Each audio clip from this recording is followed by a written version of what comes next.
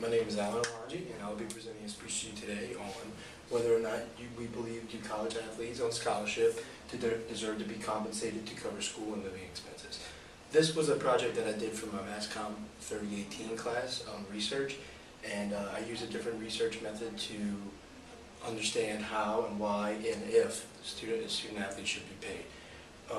As you can see, a picture of LSU from when they won the 2007 national championship.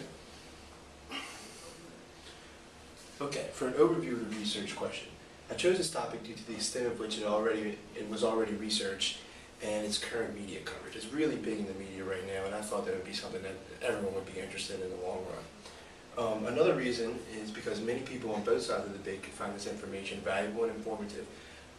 People who could find it informative would be parents of student athletes themselves, coaches, teachers, students of the university they attend, and college students and people of a whole, actually. A quote down here from Michael Wilbon of ESPN, he goes, "The best college athletes in the two revenue-producing sports have always been worth much more than tuition, room, board, and books." Basically what Michael Wilbon is saying is that compensation happens and compensation will happen, but it just won't be in the form of money. The significance of this situation.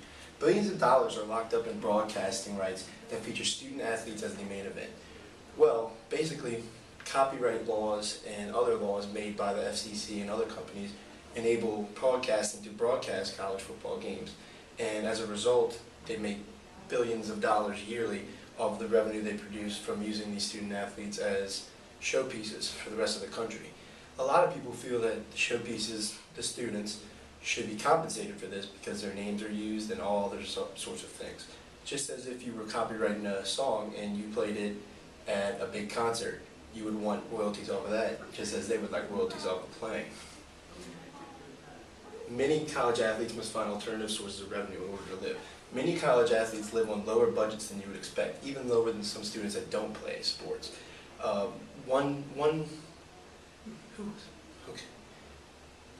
believe it or not, they actually have to go to help centers sometimes to receive revenue from the government, just so it's not seen as a right given to them by a coach or by oh, messed that one up. The question remains: should college athletes be unpaid while universities rake in the money? Basically, that question sums up the first two slides.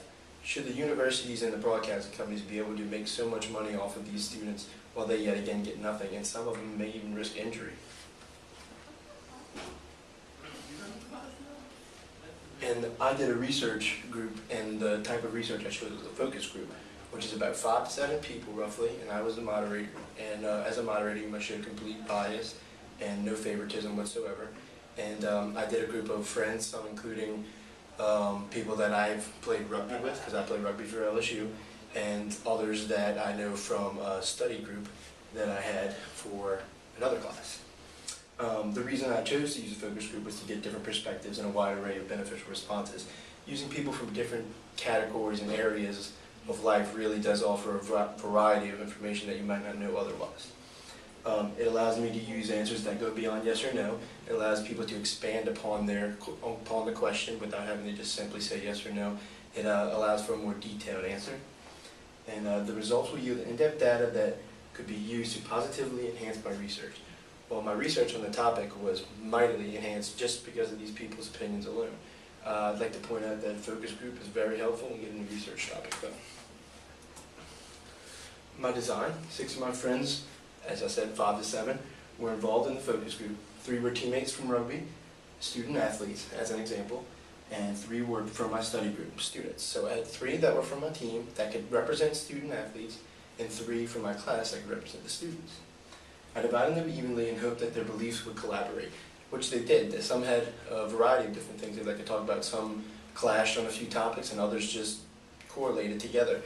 It's a really good way to get people together and get people to understand an issue as a whole. The questions I asked were open-ended, and I wanted to find out their initial feelings, why paying athletes would be better or worse, and individual personal ideas for compensation. That concludes my research topic. I hope that you find it beneficial and a nice way to understand how and why and process you can take towards solving questions that you might have on research as an example as a focus group.